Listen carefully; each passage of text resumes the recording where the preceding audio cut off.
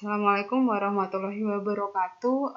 Senang sekali ini Bu Nastiti kita bisa bertemu lagi untuk semester ganjil walaupun masih dalam keadaan daring. Selamat belajar kembali untuk siswa kelas khususnya 12 Busana dan 12 RPL. Nah, ini materi pertama di kelas 12 yaitu adalah statistika. Nah, kita akan belajar mengenai statistika, apa itu statistika, bagaimana cara kerja statistika. Kita langsung saja belajar. Ini modulnya yang sebagai bahan ajar yang disusun oleh saya.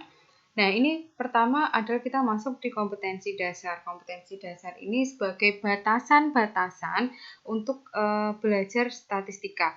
Ada dua komponen, yaitu yang poin 3 itu adalah aspek pengetahuan dan poin 4 adalah aspek keterampilan. Jadi kalian tidak usah bingung loh, nilai keterampilan itu dari mana? Ya, nilai keterampilan dari kompetensi dasar batasannya ini.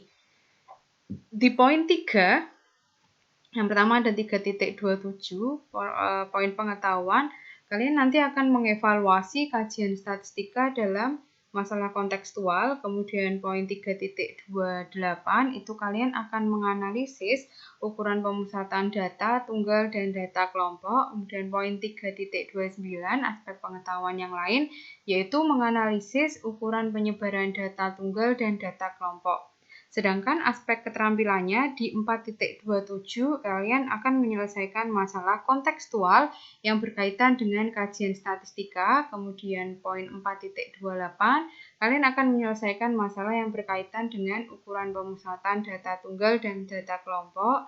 Pada aspek yang terakhir, aspek keterampilan terakhir, yaitu kalian akan menyelesaikan masalah yang berkaitan dengan ukuran penyebaran data tunggal dan data berkelompok. Sebelumnya mungkin kalian sudah mempelajari materi statistika di SMP yaitu di kelas 9.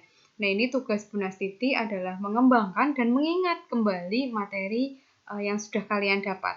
Oke, dengan tingkat kesulitan lebih tinggi tentu saja daripada ketika kalian belajar di bangku SMP. Seperti biasa, jika Bu Nastiti itu selalu sebelum kita masuk ke materi inti, tentu saja apa saja sih yang akan kita pelajari di statistika. Ini berupa peta konsep. Nanti ada data ini ada dalam bentuk ini ya, penyajian, kemudian ada pemusatan data, kemudian ada penyebaran data juga. Nah, ini penyajian yang akan kita pelajari awal nanti ada tabel distribusi frekuensi, kemudian kita belajar grafik. Ini nanti saya Nastiti balik kita dari grafik dulu, kemudian akan belajar tabel distribusi frekuensi. Kemudian ada ini pemusatan data. Pemusatan data itu kitanya akan belajar mengenai rata-rata, kemudian mengenai nilai tengah dan modus. Sedangkan penyebaran data yang akan kita pelajari adalah ini simpangan rata-rata, simpangan baku, kemudian kita akan belajar mengenai ragam. Oke. Langsung saja kita masuk ke pendahuluan sebelum belajar statistika. Kenapa kita harus belajar statistika dan apa manfaat belajar statistika? Nah, ini ilmu statistika itu sebetulnya banyak sekali aplikasinya. Bahkan di setiap perusahaan itu selalu ada yang namanya ahli statistika.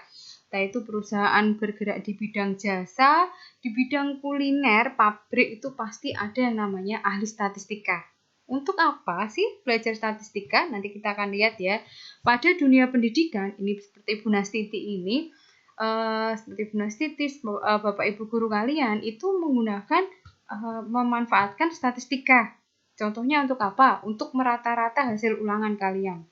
Untuk mengetahui ketercapaian kurikulum. Jadi kita itu kan memiliki KKM ya, ada nilai minimal KKM-nya. Nah, dengan rata-rata itu nanti kita akan tahu apakah target kurikulum kita tercapai, apakah KKM 75 itu tercapai. Jika tidak tercapai, apakah solusinya? Nah, itu di situ. Nanti gunanya statistika di situ.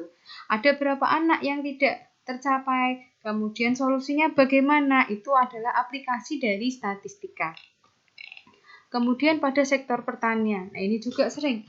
Contohlah ada petani. Nah, ada petani, kemudian ada petani atau perkebun gitu ya. Dia berkebun misalnya buah melon misalnya. buah melon. Nah, ini juga bisa kita hitung rata-ratanya. Oh, ternyata buah melon saya itu ada yang tingginya, ada yang beratnya sekian, beratnya 5 kilo, ketika di rata-rata jadi berapa. Berarti tanah saya atau tingkat kesuburannya itu adalah sekian. Itu bisa dihitung, bisa diprediksi. Dengan prediksi-prediksi ini gunanya adalah untuk meningkatkan kemampuan suatu ini, kalau dalam pertanian berarti meningkatkan kemampuan dalam bertani atau bercocok tanam, sehingga nanti akan menghasilkan keuntungan yang lebih. Nah, ini kemudian yang ketiga pada perusahaan. Nah, ini yang tadi Bu Nasiti bilang, semua perusahaan pasti punya ahli statistika, khususnya yang bergerak di bidang produk, itu pasti. Contoh, misalnya di bidang produk makanan, itu mereka mengeluarkan makanan jenis A, jenis B, jenis C, jenis D, itu dikeluarkan bareng. Nah, nanti si ahli statistika ini dia akan bisa banyak sekali pengelompokannya. Bisa pengelompokan usia. Oh, ternyata snack A ini digemari usia sekian sampai sekian. Oh, snack B itu digemari usia sekian sampai sekian. Oh, snack A di daerah ini banyak laris. Oh, snack A di daerah ini itu kurang laris. Oh, snack B kurang laris. Solusinya apa? Nah, itu diperhitungkan maksimal oleh yang namanya ahli statistika. Gunanya untuk apa? Meminimalisir kerugian, memaksimalkan keuntungan. Nah, itu contohnya. Jadi kalau kalian dulu misalnya sempat ada dapat pengisian tentang angket, kalian suka beli produk ini enggak? Atau yang sekarang sering terjadi itu di YouTube. Pasti ketika kalian buka YouTube itu kan ada iklan mana yang dilihat. Nah, itu salah satu bagian dari statistika. Secara nggak langsung di situ. Oke, dan contoh lainnya banyak sekali. Nanti kita diskusi bareng-bareng ya. Kalau misalnya kurang, kita nanti lewat grup WA aja. Nah, yang pertama ini pengertian data statistika. Ada datum, nanti kalau kita bicara datum, kemudian bicara tentang data dan bicara statistika, tentu kalian tidak usah heran. Yang pertama ada data.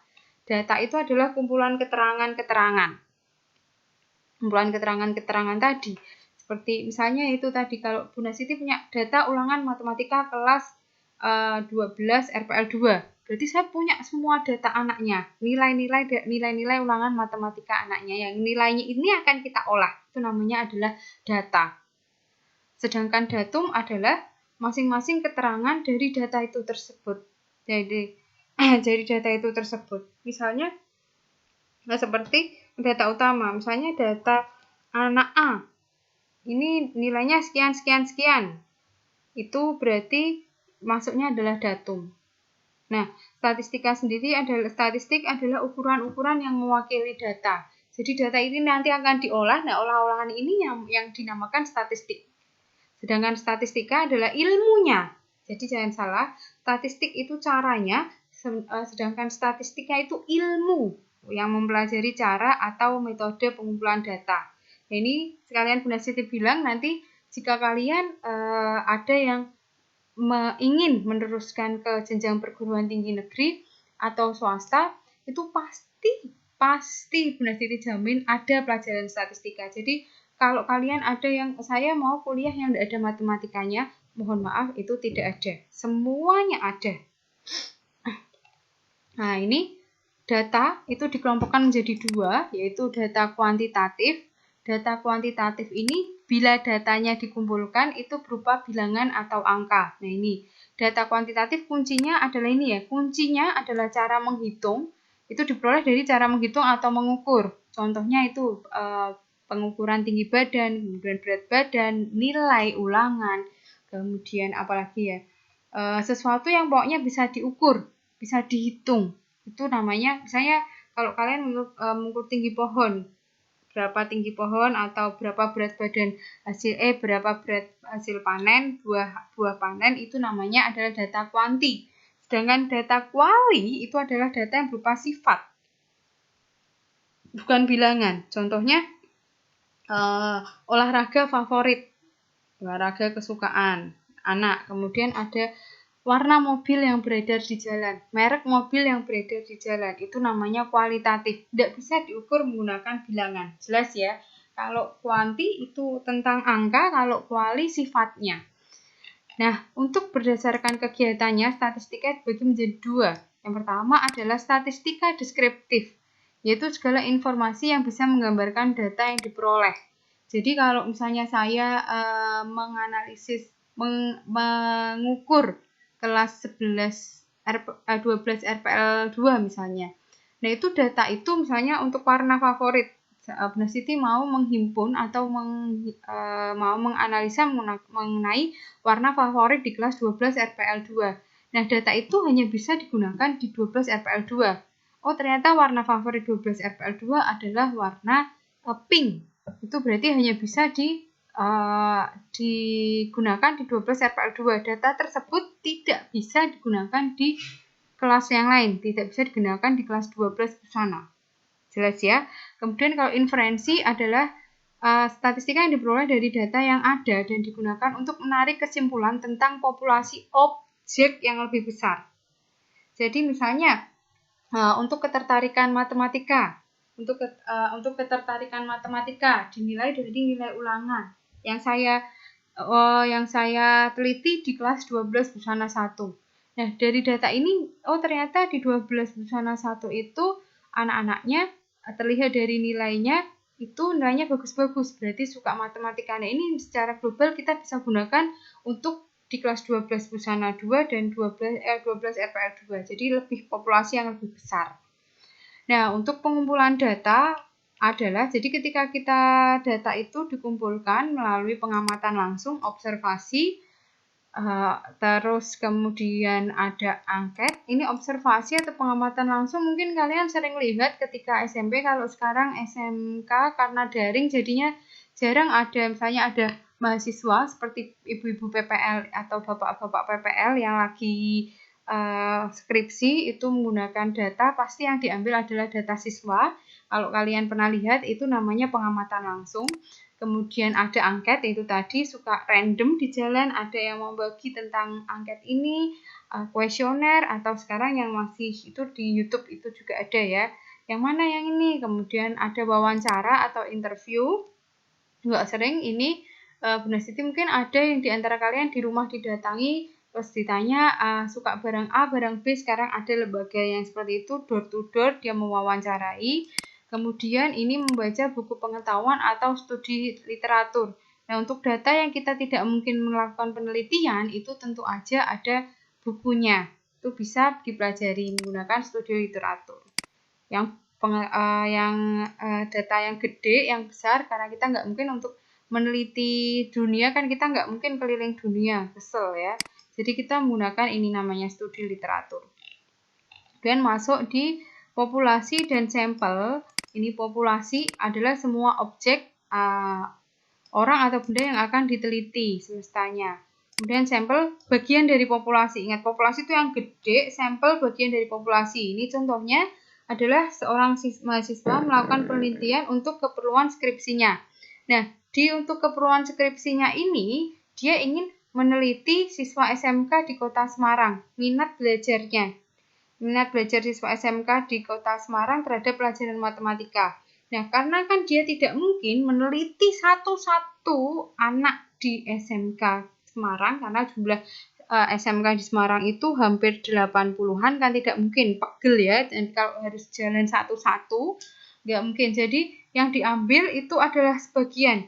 Mungkin ada SMKA 10 anak, atau SMKB 10 anak, SMKC 10 anak, nah itu datanya itu yang 10 tadi itu namanya adalah sampel. Sementara populasinya adalah seluruh siswa SMK di Kota Semarang. Sedangkan sampelnya adalah beberapa pelajar di Kota Semarang. Itu namanya sampel. Jangan kebalik, sampel adalah bagian dari populasi, sementara populasi itu semuanya.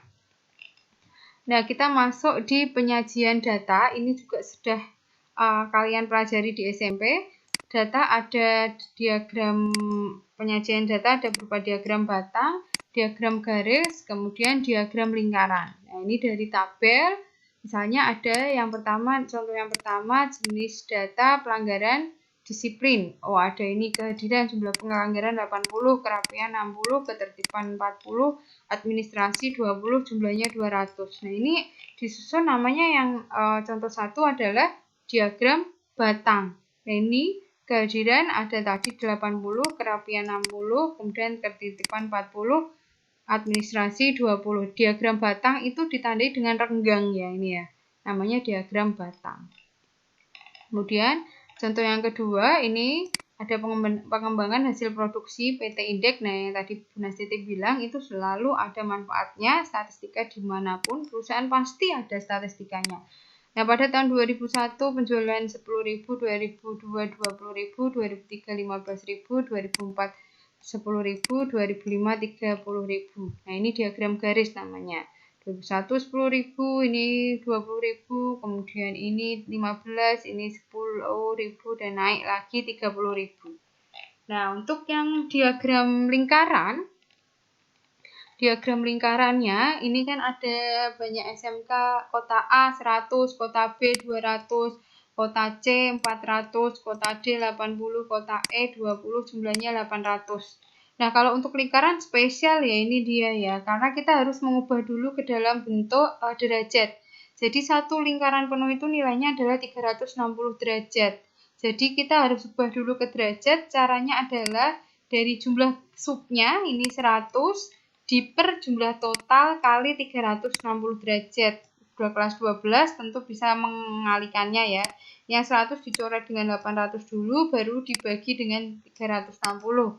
Ini hasilnya 45 dan seterusnya sampai 9. Ini nanti kalian pelajari coba kenapa bisa dapat 180 atau kenapa bisa dapat ini 9. Ya, nanti dipelajari.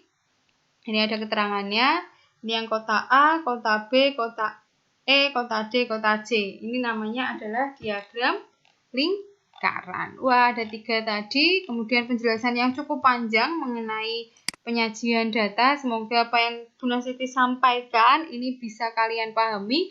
Jika ada yang belum bisa dipahami, bisa ditanyakan melalui grup WA atau melalui Japri. Setelah ini ada soal juga pada Google Classroom, bisa kalian cek dan bisa kalian buka, kemudian langsung dikerjakan. Sekian dari Bu Nastiti. Wassalamualaikum warahmatullahi wabarakatuh.